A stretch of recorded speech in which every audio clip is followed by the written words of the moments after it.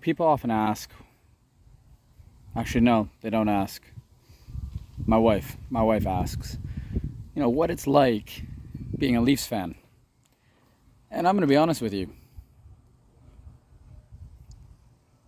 It's tough. It's tough. You get ups and downs, and it's a roller coaster ride of emotions.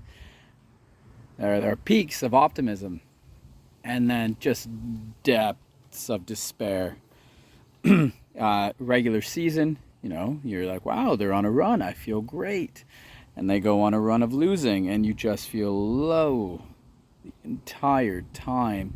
And you just can't get out of this rut because the team is just so horrid.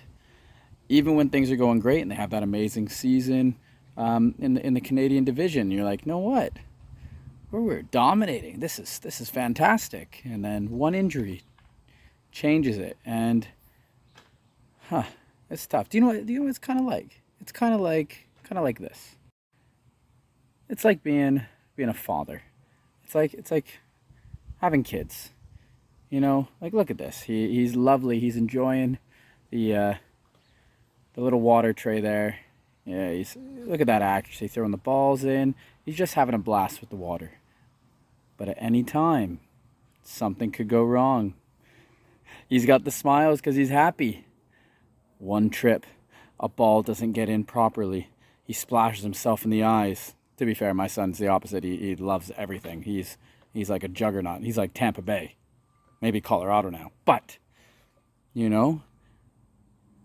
something goes wrong, and then it just, boom, steep valley of anger. And that's what a Leafs fan is. Happy, and we're sad. We're excited, optimistic, we're angry, and distraught. So, here we go. That's a long intro, but let's just talk about what it's like being a Leaf fan, going over the past few years, the peaks, the almost, shoulda, coulda, wouldas, and then how I felt, where I was during those times. So I've been a Leafs fan all my life. My grandpa was a Leafs fan, my dad a Leafs fan. Grandpa always said the Leafs can never get it done. My dad and him always say it's a script. There's no way Toronto can win because it's better when they lose. And to be fair, I'm getting there. I'm getting to that stage. But like different instances, you would see the great series with well, let's start when, Dougie Gilmour gets that high stick from Wayne Gretzky. Would Toronto have beaten the 93 Montreal Canadiens? Absolutely not. Nope, they would have got spanked. They would have been like when Montreal somehow made it to the finals and then got spanked by Tampa Bay. That's what would have happened to Toronto against Montreal. You know what? They surprised Detroit. And then they, get to LA. You're up on them. High stick happens. Wayne Gretzky happens, scores. Game 7, Wayne Gretzky takes over because it's Wayne Gretzky, of course. But LA went on to lose, so that's fine. But that was disheartening. And it wasn't disheartening for me because I was 4. However, when I remember talking to my grandfather, talking to my dad about it, their pain is like what my pain was when Toronto messed up against Boston. And against Boston again. And against Tampa Bay. And against Montreal. It was that, like, the optimism, like, holy crap, we're going to do it. We're going to get there. For them, it's we're going to get to the Stanley Cup final. For me, it's we're going to get out of the first round. But obviously that was just talking to them about that. I didn't really get to witness it. Obviously I watched it back. Because watching old school hockey like that with your parents, your grandparents, it's just, I don't think there's really anything better. I hope my son gets into hockey and loves it and will watch it with me. And if he doesn't, he would just sit with me and watch it anyway and ask questions. But the next big thing was the Eastern Conference Final. Carolina Hurricanes. I'm like, Toronto's going to do this. They had a lead in the series, but Matt Sundin wasn't there. They lose it. Matt Sundin comes back. They still end up losing. That was another thing. We're like, we're going to do it. We're going to do it. We're going to make it to the next round. This is the big thing. We can do it. We can go all the way. No, I can't believe it. I remember going to school and people were like, the only reason they lost is because they brought Matt Sundin back. He ruined the dynamic. Bringing the best player on the team back ruined it. That's what it's like being a Leafs fan. Our takes are horrible. Like just today on one of my videos about 10 reasons why Matt Murray will lead the Leafs to a Stanley Cup. Why? Because I have to be optimistic. Someone has to be positive. I'm trying to do a positive spin on it. When everyone, including myself, was so down about the Leafs getting Matt Murray and like not re-signing Jack Campbell and all the offseason and everything like that. But the big thing for me that I saw was the Leafs need to draft better. They need to draft men. They need to get tough guys and da-da-da-da-da. Like, that's your opinion, sure. I think it's a very, like, old school opinion. Their depth was good. Their defense was good. Their offense was good. They took Tampa Bay to the brink. And it literally came down to Nick Paul playing the best game of his bloody life, which helped him get his massive deal. I'm going to call it a massive deal. It's a 7-year deal in Tampa Bay. He played amazing. His 2 goals. He one-maned against Brody, which you never really see. What are you going to do? Like, that was, and like drafting men. What are you talking about drafting men? You're drafting boys. They've talked about it. It's literally like your pick of the litter. It sounds bad, but that's what it is. That's what the draft is. You're literally comparing young men with other young men. They're 18 years old. They can grow into it.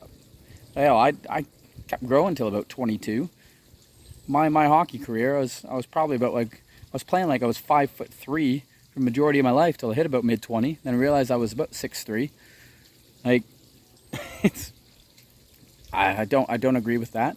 But these are some takes, and then you're getting called an idiot. You know nothing about hockey. Well, maybe. I'm just a fan. But I think being a Leafs fan, it's like optimism, like I said, and then if anything goes wrong, it's despair, blow it up, humiliation. And I guess, with the fan base, maybe we deserve it a bit. But me as a fan, what I'm trying to do is just, I'm going to get upset, and a few times I'm going to be annoyed, but there's got to be a positive twist on it. Curtis from Alberta, him on Twitter, he's made hockey life that much better because he's so passionate, so positive in any way.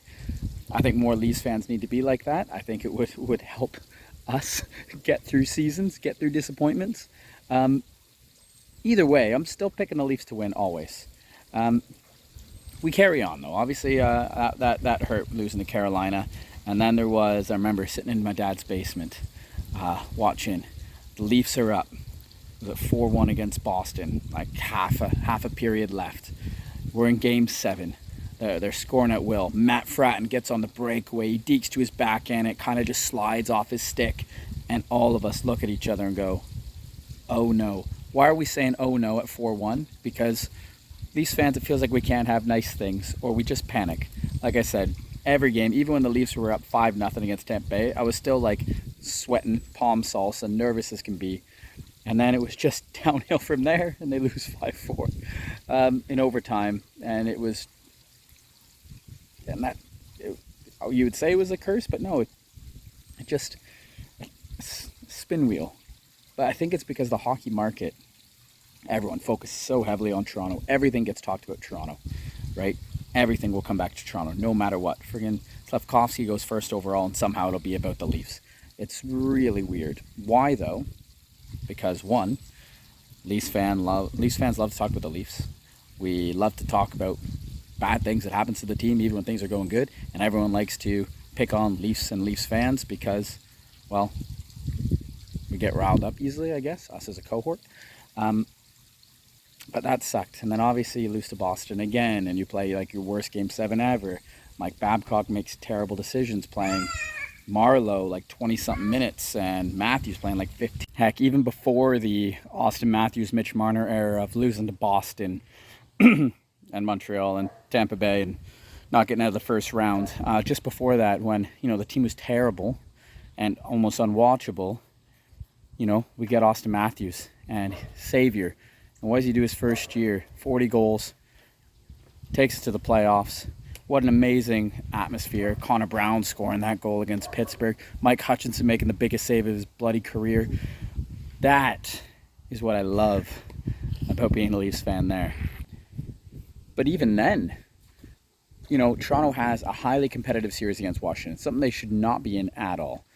They get a lead. I think it was 2-1. Kapanen to Boyle scoring that goal behind the net. Kapanen feeds it to him.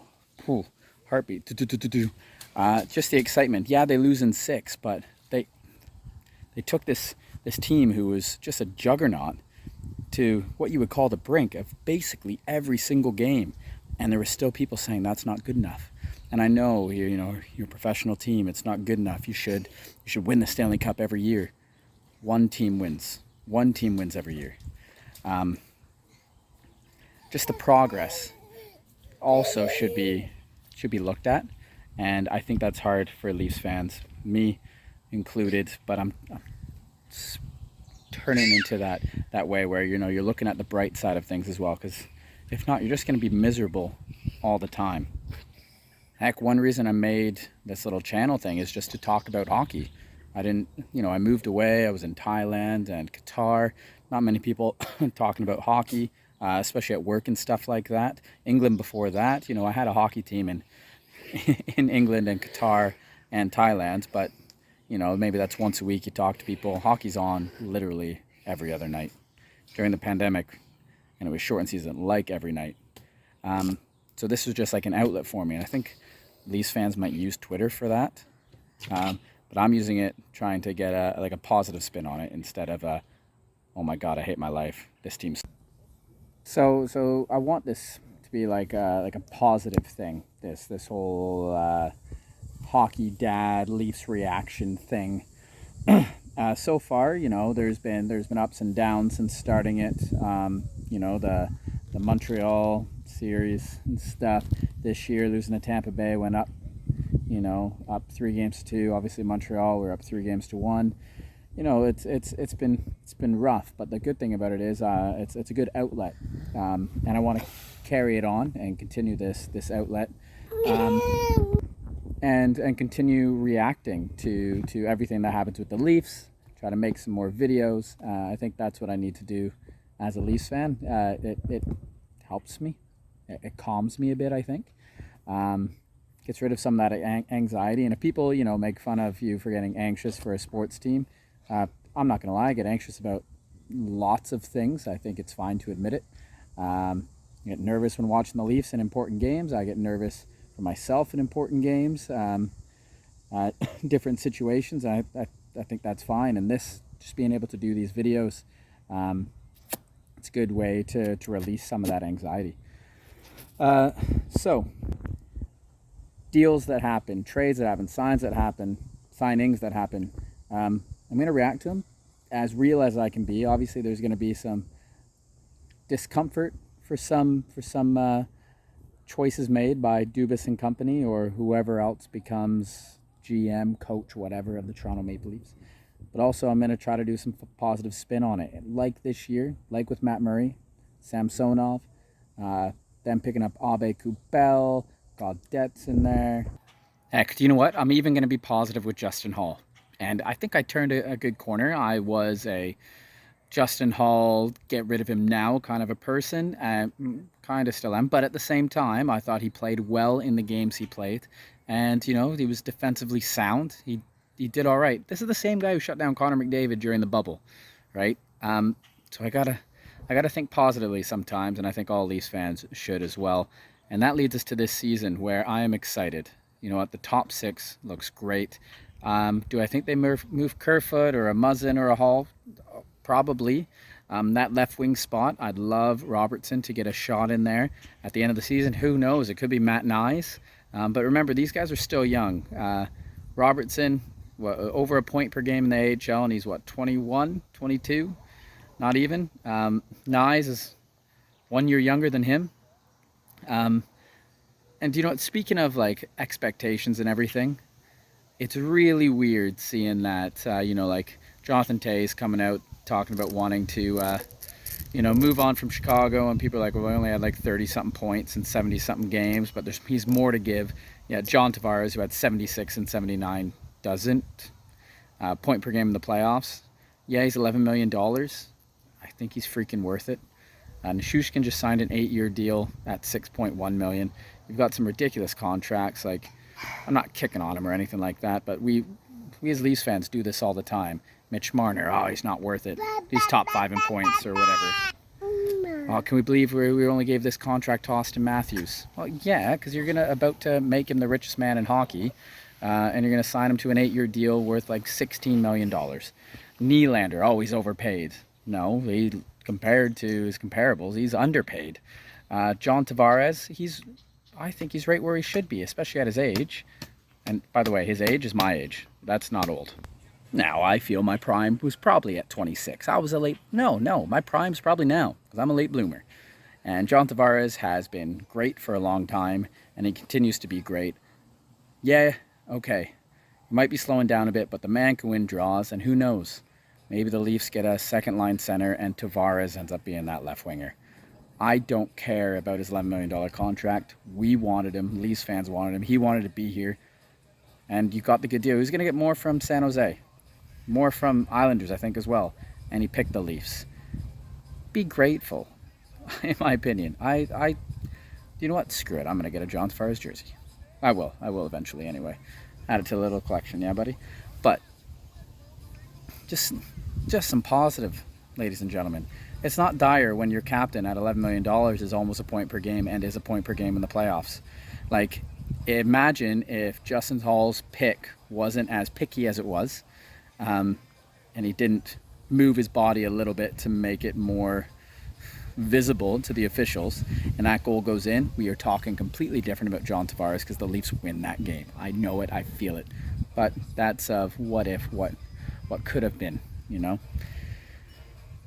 However, this season, this off season, let's get positive.